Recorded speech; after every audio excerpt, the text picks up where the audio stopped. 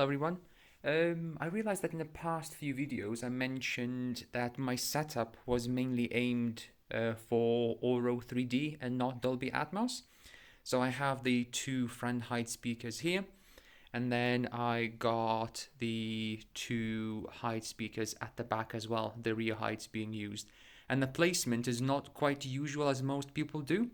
So the placement I've got here is mainly aimed at Auro 3D, as I mentioned before.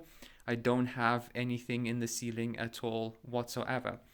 Why I went for Auro 3D? It's a bit of an interesting story. So I wanted to buy the Denon 3700H, but as you know, due to the stock shortage, it was completely out of stock and I would have had to wait a couple of months to get it. I was able to part exchange my old receiver, and instead I saw that the Denon 4700 was in stock and I could buy that. Overall, it wasn't that much in price of a difference because of my part exchange. And the one thing I also noticed compared to the 3700, it had Auro 3D, which I had no clue what it was until I began doing some research and was rather impressed what it actually talked about it. So in that part, Auro 3D is a different format for audio, same as Dolby Atmos and DTX. It came around actually earlier than Dolby Atmos did and DTSX for full 3D height surround format itself. It was made by a Belgian chap called Wilfred van Balen, and he's been trying to promote it and get it to be used ever since. Overall, the tech itself is technically more powerful and impressive than DTSX and Dolby Atmos. That said, though, Dolby has a lot more money and can promote things in a much better way. Dolby Atmos itself, it is quite good. It's really impressive tech if you have the demos and very few movies that actually use it properly. But in most part, when you play Dolby Atmos movies, the heights are just not used at all whatsoever.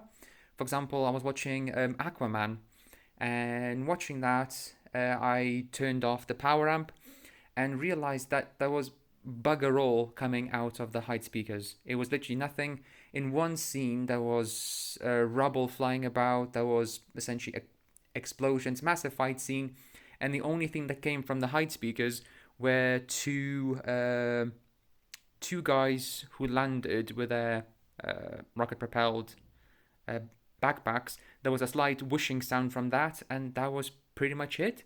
So overall, wasn't that great. Some movies, for example, Mission Impossible, Fallout, use high speakers quite well and is quite nice, but overall, it doesn't really do that much.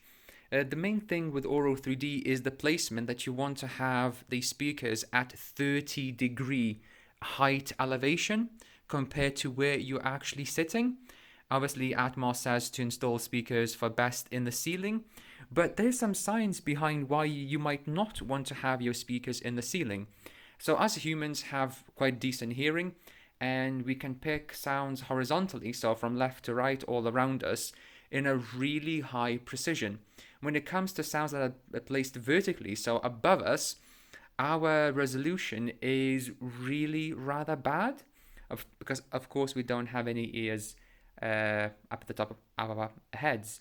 So Wilfred found that during his research, that placing speakers at 30 degrees height elevation can give you a nice all surrounding sound in 3D space, and seems to actually have quite a good height elevation as well compared to just having speakers above you.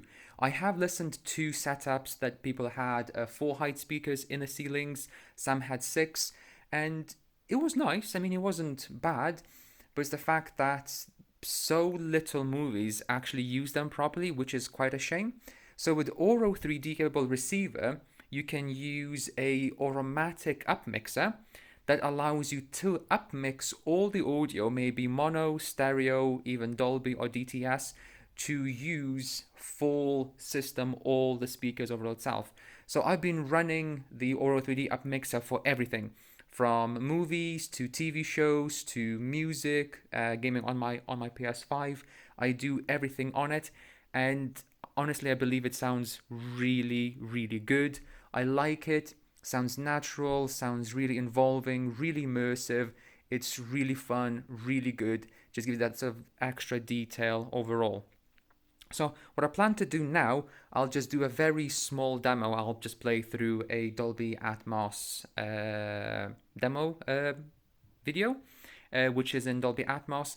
Then I'll show you what it sounds with the height speakers on, overall on, and then I'll show you what it's like with the floor 5 standing speakers off and what effects come out of the height speakers, and then what it's like with Auro 3D being used as well. The demos themselves are pretty much the best case scenario example, because in most Atmos movies, the height speakers are really not used. There are some, I'm not saying there aren't any at all, but overall, it's quite hard to find a good Atmos mix to use the height speakers. I mean, it does these surrounds really, really well, can't fault it, but when it comes to actually involving your height speakers, it's rather disappointing. So we'll now jump onto the demo and just go through that. So for this, I will be using a Dolby Atmos demo itself to show the difference with the Dolby Atmos and then how it sounds like with Auro 3D upmixing. And then later on, I'll actually turn off the power amp for the floor 5 speakers and show only what the actual heights are outputting. So the first things first, I'll just show you what the demo itself is going to sound like. This will be in Dolby Atmos.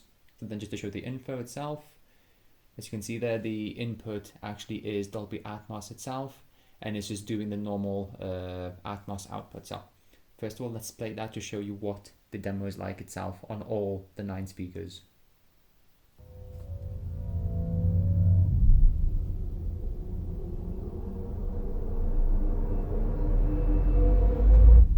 Prepare to experience something spectacular with the sight and sound of Dolby technology. This is Dolby Atmos. Now, sound moves around you in 3-dimensional space with breathtaking audio quality. It brings the on-screen action alive and immerses you in every moment.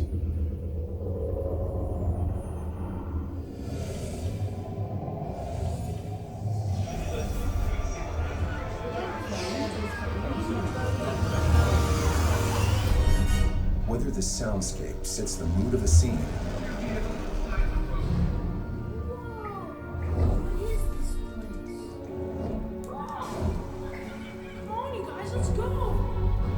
or captures the full extent. Okay, so that was the demo itself on all the speakers. What we're going to do now is rewind that. And of course, I'm not expecting the phone microphone to pick any of the actual surround details, but what I want to show the difference between all the speakers running and then only what comes out of the 4 height speakers.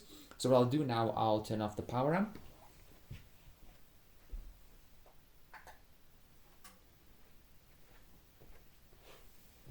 So the power amp has been switched off. So the left, right, center, surround, back speakers are all turned off. The only speakers being powered on now are just the 4 height speakers and the subwoofers. Let's play that and see what actually comes out of the height speakers.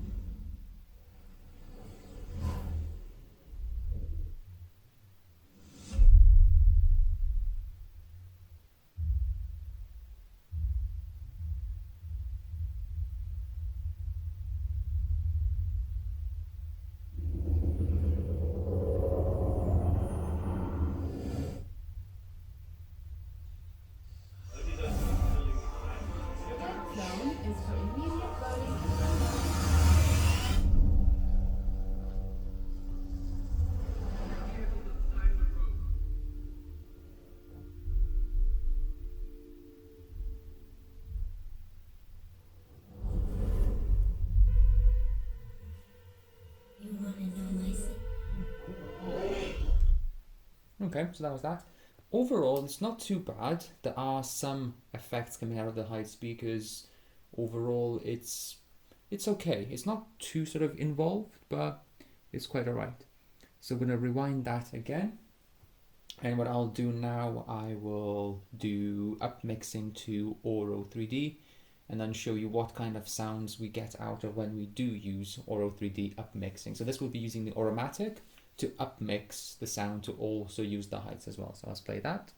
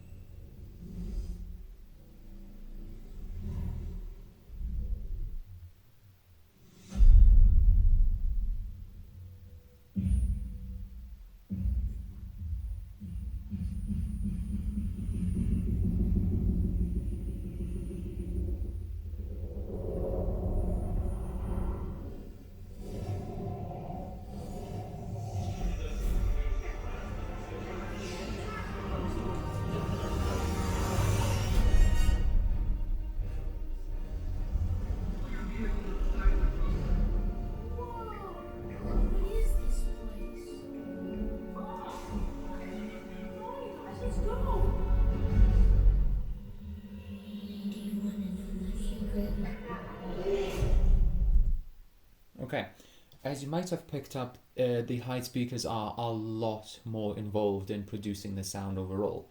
One thing to also know that during the demo, the narrator speaks to the whole of it, but as you saw, there was no actual vocals coming from the hide speakers as the narrator was speaking. When you had the children come in, there was talking happening from the hide speakers, but that sound was in a cave and it feels much more natural when listening to Auro 3D compared to just sort of the Atmos height overall.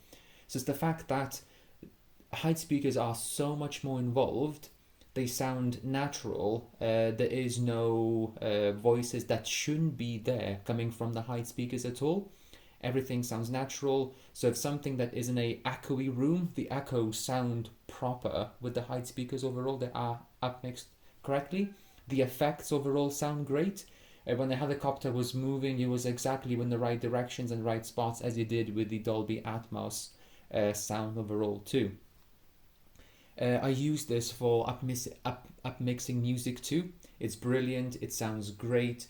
Overall, everything feels as it should do, and it's actually quite nice. Going back to stereo music actually was really weird. Things felt like it was just really not flat, but just coming from the two speakers in the front. The moment you turn on Auro 3D upmixing, the music sounds all around you. It's so much more involved and enveloping. You do feel like in a bubble of sound overall, which is really nice and overall just far more immersive and nicer to have. Vocals did not sound wrong. They're not coming from the hide speakers at all whatsoever. They sound properly, and actually it involves the center channel more as well. So when you upmix to Auro 3D, the vocals come predominantly from the center channel, as the center point should be.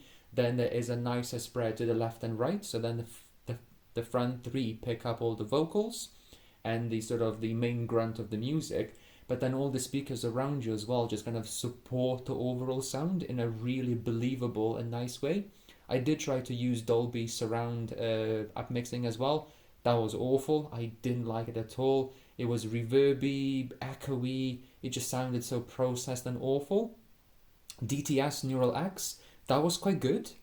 But overall, Auro 3D, to me at least, sounded much nicer as well. Plus, we're also watching all the shows using Auro 3D upmixing too.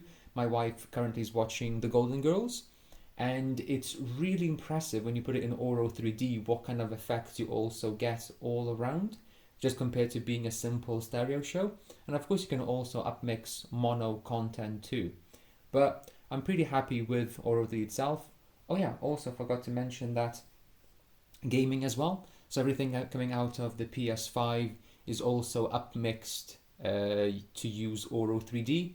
Things sound great. Height is much more involved, because in most part PS4 Xbox will only output normal flat audio overall. It won't involve heights, but using Auro 3D, it involves height effects so much nice. It just lifts the sound off the floor and makes it in a proper kind of 3D space environment, which is a brilliant thing to have overall. And that's pretty much it. So if you can, and your receiver does support it, and you are able to use the high speakers at all, give it a try.